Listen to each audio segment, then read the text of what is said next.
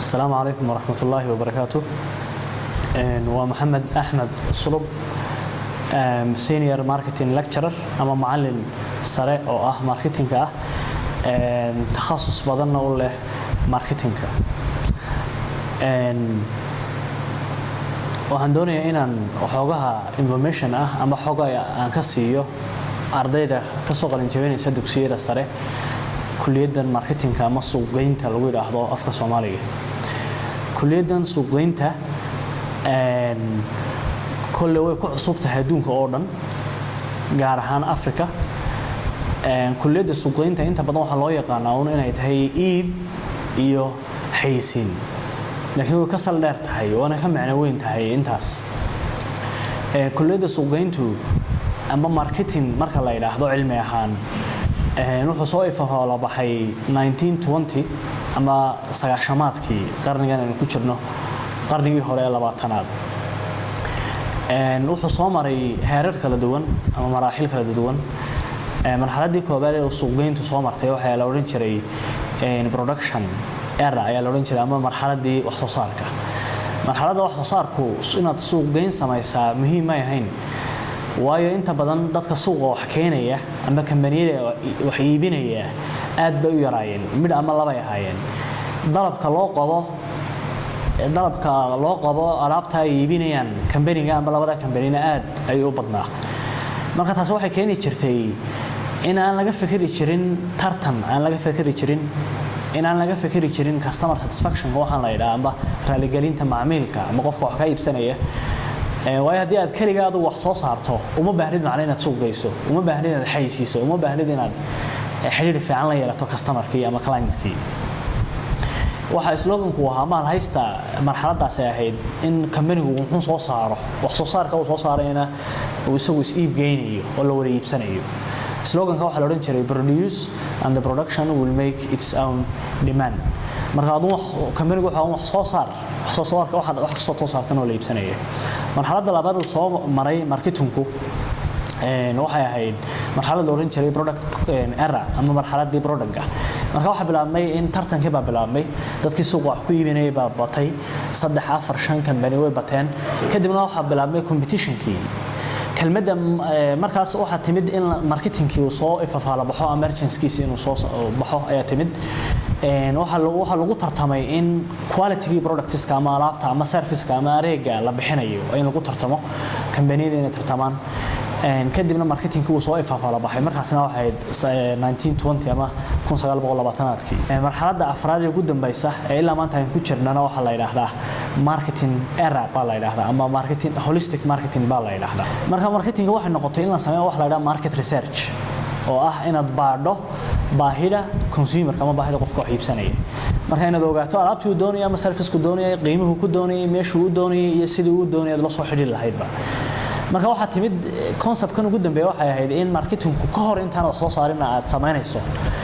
wax soo saarka kadibna inaad sameynayso oo suuq geynayso labadaba inaad sameynayso waxa soo baxday in customer-kii ama qofkii wax iibsanayay inuu noqday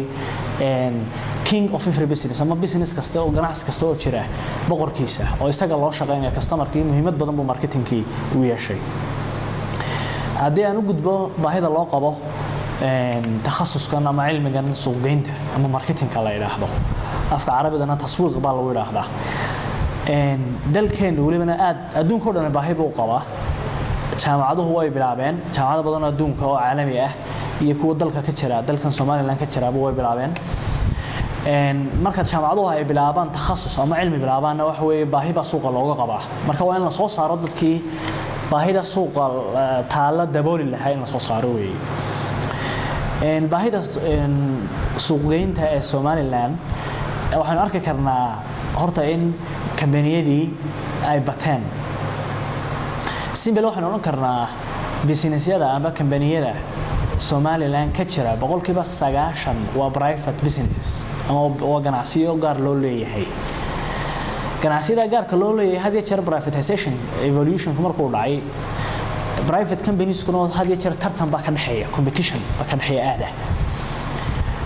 competition kaasina wuxuu keensanayaa hadda company-ga uu marketingka ka yaqaano ama shaqaalihiisu marketingka ka yaqaanaan in company-ga kala suuqa uu ka saaro businesska iyo cilmigan la yiraahdo marketingka ba waxa uu dawo u yahay taa waxaan ognahay in ganacsiga ama business marka leenahay hadii jeer waxa la yiraahdo waa uncertain marka business waxa la yiraahdo in company-gu sii jiri doono ma garan kartid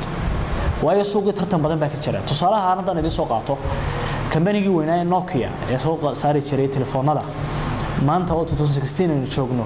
waxa la wareegay iibsaday wixii soo haray Microsoft ma jiro suuqii buu ka baxay company-gi weynaa ee Kodak la oran jiray kamaradaha soo saari jiray suuqii buu ka baxay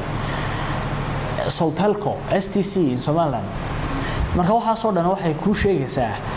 business marketing fiican iyo suuqyo fiican hadii aanad sameyn oo aanad si ogaan even 5 sano kadib waxa uu dalku u baahan karo alaabta loo baahan karo oo aanad si sameyn demand iyo market analysis ba aanad si sameyn waxa laga yaabaa inaad ganacsiga u soo jiri karin marka company kastaba aad buu u baahan yahay Somaliland aad bay ugu baahan tahay hadii aan u gudbo cid dhigan karta marketing cid dhigan karta waxa dhigan kara arday kaste oo ka soo baxay secondary ka soo baxay ayaa dhigan kara waxa dhigan kara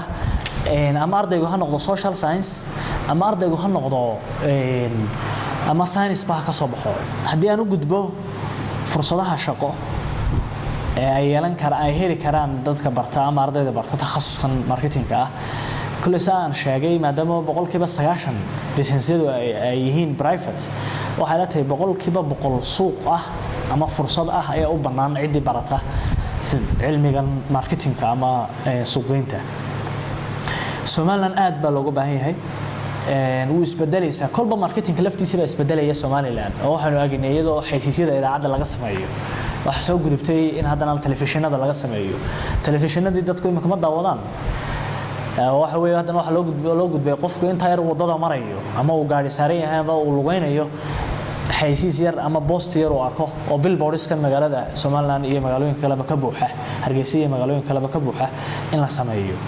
xaysiiska marketing ka qaybta ugu fiican ee promotion lagu sameeyaa waa social networking waxa ka koow ah website-yada sida Facebook iyo kale Twitter iyo kale LinkedIn iyo kale YouTube iyo kale marka fursado badan baa u banaan dhanka private-ka ah iyo hay'adaha labadaba ah takhasusaadku qofku yeelan karo ama shaqooyinka title-ladu ku shaqeyn karo markuu ka baxo marketingka oo dhameeyo marketing ama suuqgeynta wuxuu noqon karaa qofku ku shaqeeya saleska oo sales personnel buu noqon karaa ama salesman buu noqon karaa wuxuu ku shaqeyn karaa advertising officer buu noqon karaa wuxuu ku shaqeyn karaa market research-ka oo market researcher buu noqon karaa wuxuu ku shaqeyn karaa qofku public relations ay ku shaqeyn karaa wuxuu ku shaqeyn karaa qofku communication officer buu noqon karaa wuxuu ku shaqeyn karaa qofku sidoo kale entrepreneur buu noqon karaa ganacsi gaar ah wana ka kaliya taa ganacsi gaar ah qofku markuu marketingkii barto ama suuqgeyntii inuu ganacsigiisa samaysto Somaliland baahi weyn baa u taala ganacsi waxa jira tartamo badan marka waxay la tahay qofka marketingka qaata ama takhasuskan marketingka qaata isagoo uu eegayo waliba wuxuu jecel yahay oo uu eegahayn information kan ama xogtan aan ardayda ka siinayo ardayda cusub ee soo baxaysa aan ka siinayo marketingka ama cilmiga suuqgeynta wax badan waa inuu qofku eego hadii marketing qaatana shaqana waayimaayo fursadna waayimaayo bal isagaaba sameynaya business gaar uu leeyahay sameynaya intaas aan ku soo gabagabeyno. Assalaamu calaykum waraxmatullaahi wabarakaatuh.